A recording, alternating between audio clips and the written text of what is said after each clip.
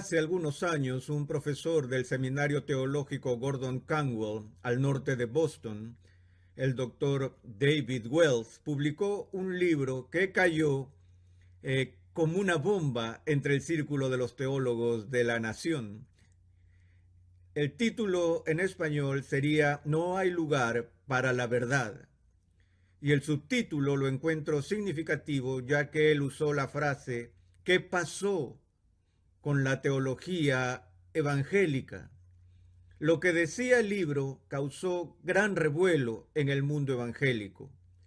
El doctor Wells expone aquí su preocupación por la desaparición de la teología confesional en la vida de la iglesia de hoy. Me gustaría iniciar esta serie leyendo un breve comentario de este libro del doctor Wells. Él hace esta declaración.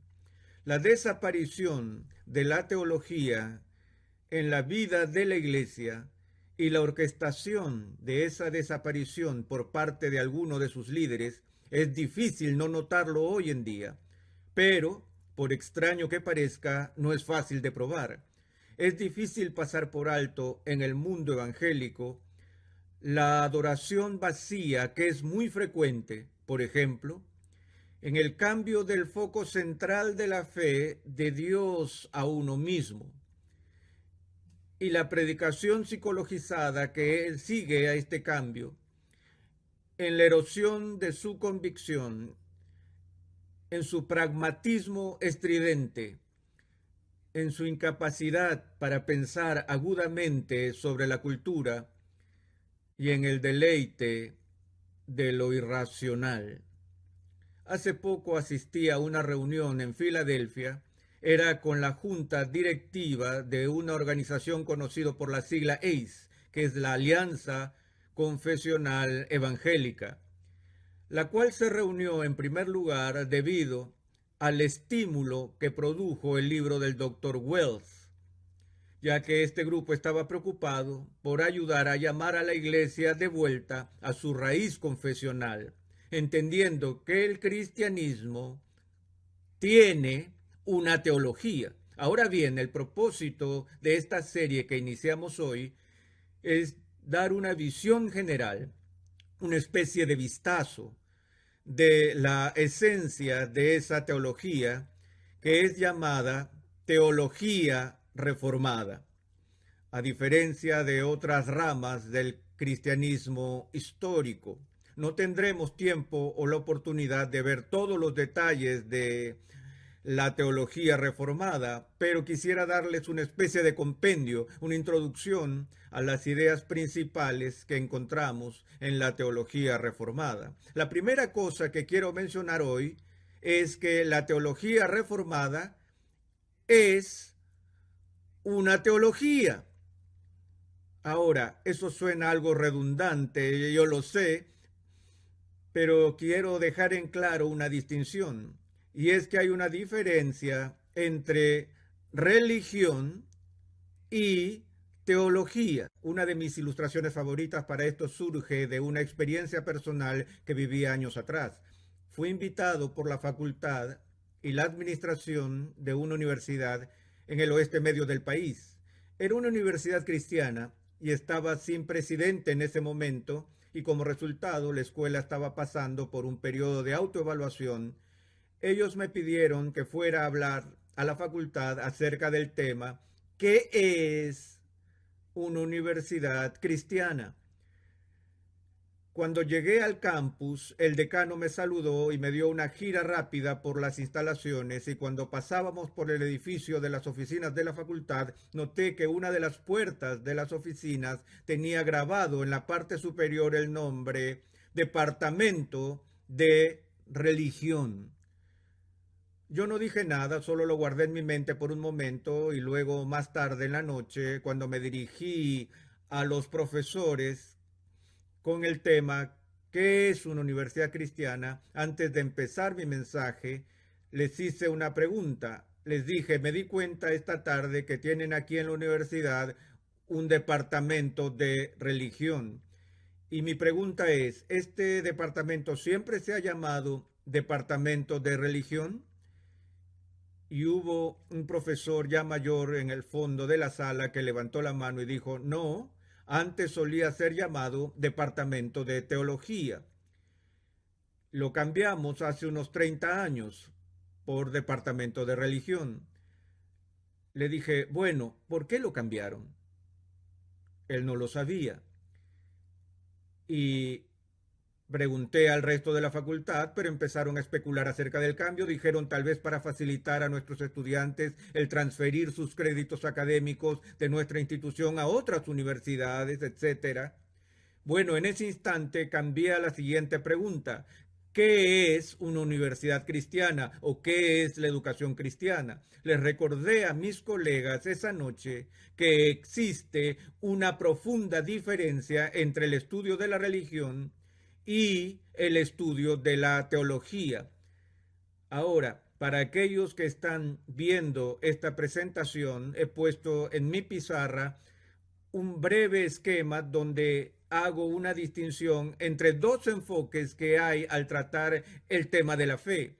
Uno al que llamo centrado en Dios y otro que llamé centrado en el hombre. Y la ilustración que utilizo aquí tiene un círculo con la palabra teología en ella y una línea que viene por debajo de ella a un subcírculo que dice antropología. Y el propósito de mi diagrama es mostrar que en un enfoque de la fe centrado en Dios, la disciplina o el estudio de la humanidad, la ciencia de la antropología, está incluida bajo la ciencia de la teología. Esto refleja de alguna manera la forma en que los cursos universitarios se estructuraban en la Edad Media, cuando se decía que la teología era la reina de las ciencias, con la idea de que todas las otras disciplinas en la educación estaban incluidas en la búsqueda de la verdad última que se encuentra en el estudio de la naturaleza y el carácter de Dios.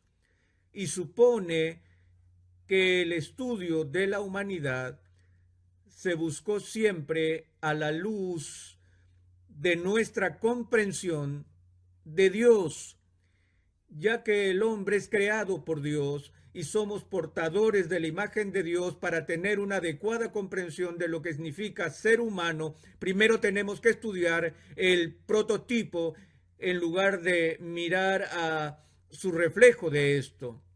Y a continuación, por debajo de la línea central, tengo contenido en un círculo el enfoque del hombre centrado en las cosas que ve la antropología, y luego bajo un círculo más pequeño que dice religión.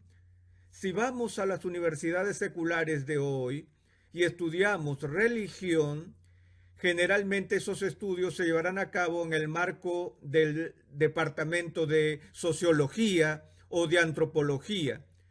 Y la diferencia es esta.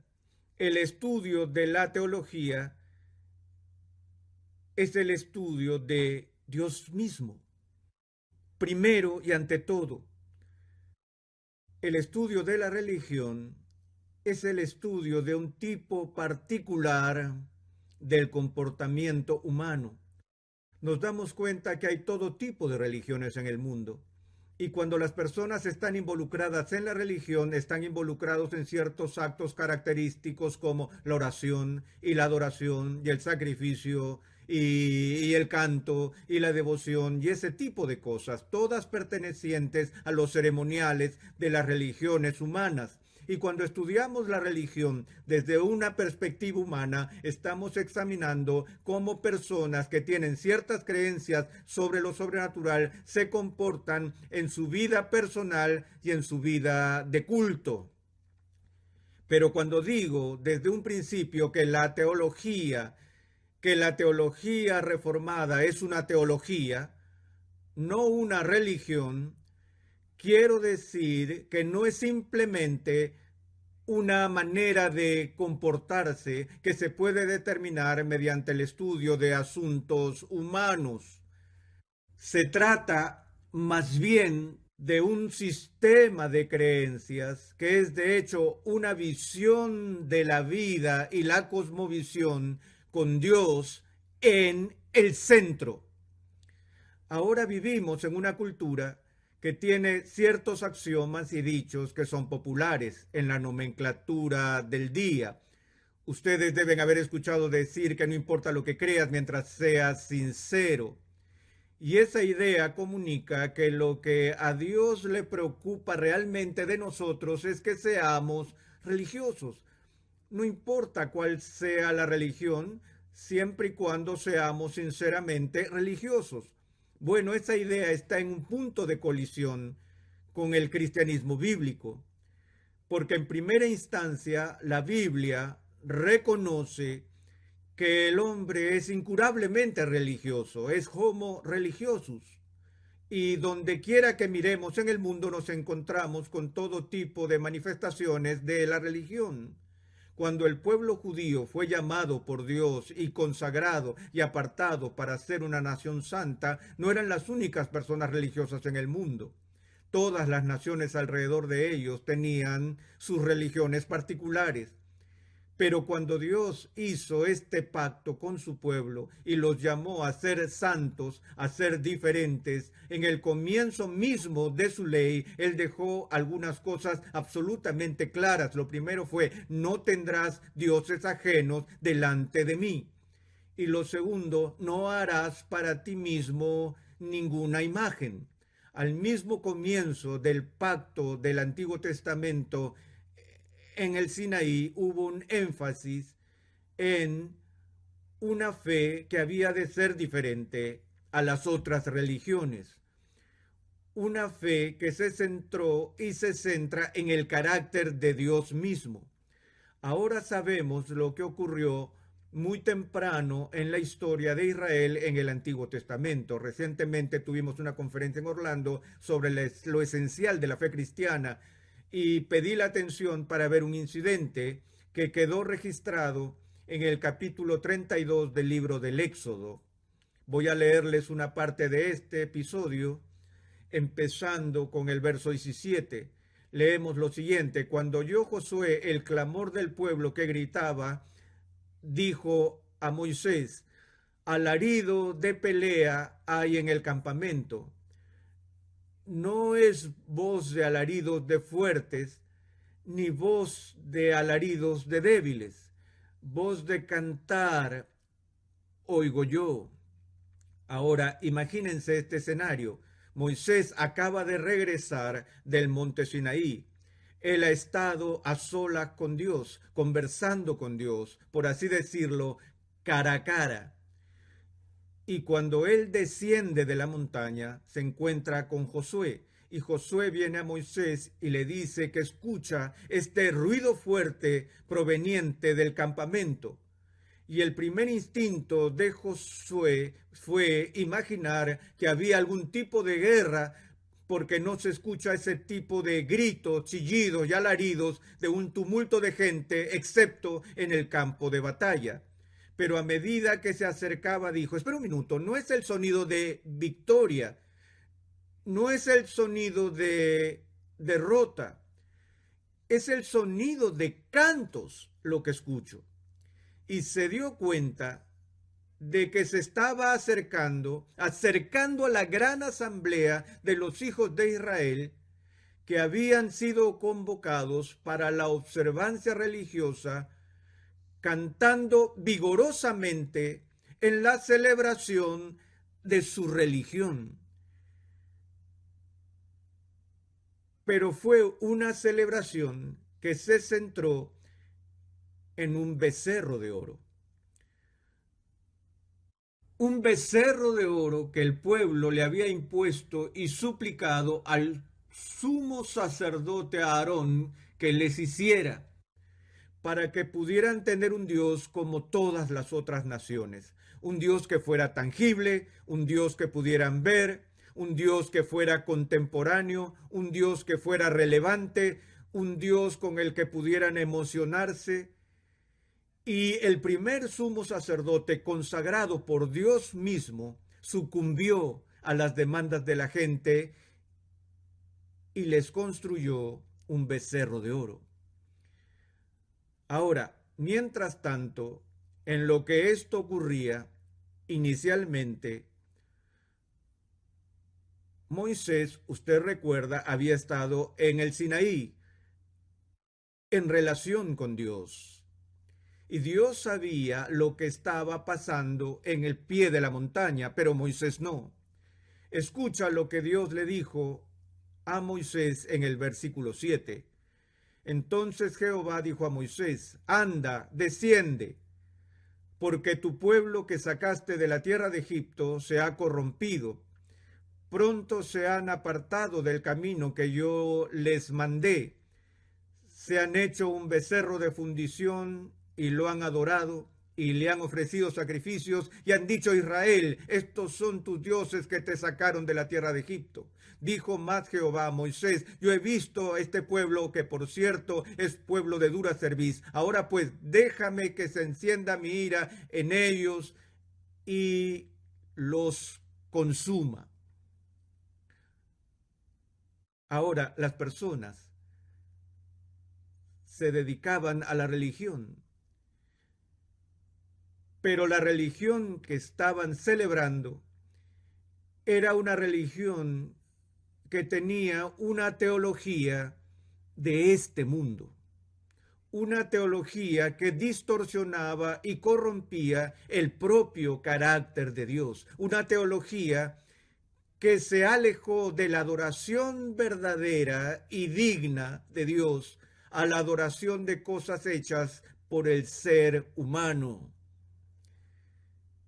Y Dios dijo a Moisés: mira esto, ellos están adorando este becerro y están diciendo que este es el Dios que nos sacó de la tierra de Egipto, como si ese becerro hecho por sus propias manos pudiera haberles liberado de cualquier cosa. Ellos oraron al becerro, le ofrecieron adoración y sacrificios al becerro, y el becerro era sordo, el becerro era mudo, no podía ver nada, no podía hacer nada, no era omnipotente, sino impotente, pero fue un sustituto del Dios vivo.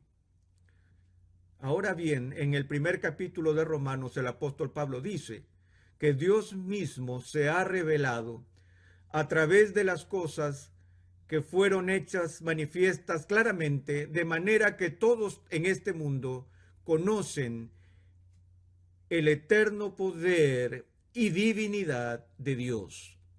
Y sin embargo, el principal pecado de la humanidad es tomar ese conocimiento de Dios y menospreciarlo para hacer lo que el apóstol Pablo dice en Romanos, que detienen con injusticia la verdad y luego intercambian esa verdad por la mentira y sirven a las criaturas antes que al Creador.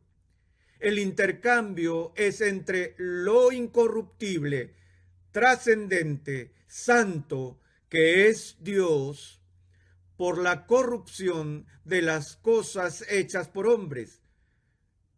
En otras palabras, amigos, el pecado más básico que nosotros, y no solo los paganos de tierras lejanas indígenas o las tribus primitivas cometen, sino el que nosotros cometemos, lo que nos acosa, la tendencia a la idolatría. Y la idolatría involucra religión, pero incluso la religión cristiana puede ser idólatra.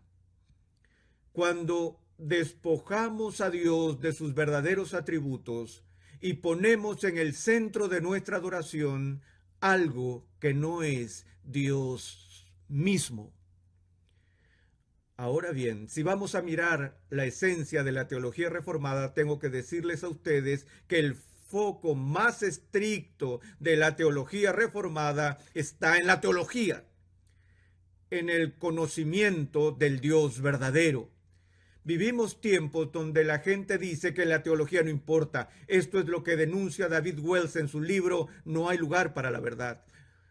Lo que cuenta es sentirse bien, ser servidos en nuestras necesidades psicológicas, tener un lugar donde podamos sentir el calor del compañerismo y tener un sentido de pertenencia y de relevancia.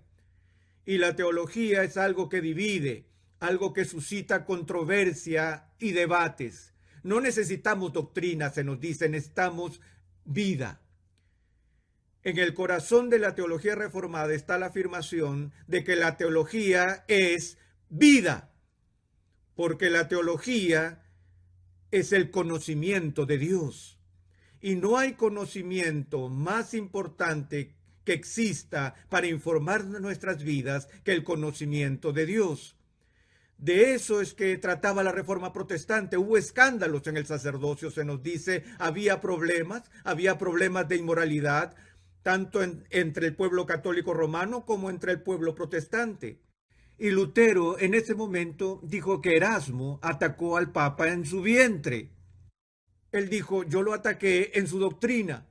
Lutero aún admitió haber dicho, hay comportamientos escandalosos entre nuestra propia gente, pero lo que tratamos de hacer primero es venir a una comprensión profunda de Dios, porque nuestras vidas nunca serán reformadas, nunca serán puestas en conformidad a Cristo hasta que tengamos una comprensión clara de la forma original, del modelo, del ideal, de la verdadera humanidad que se encuentra en Cristo, y eso es una cuestión de teología.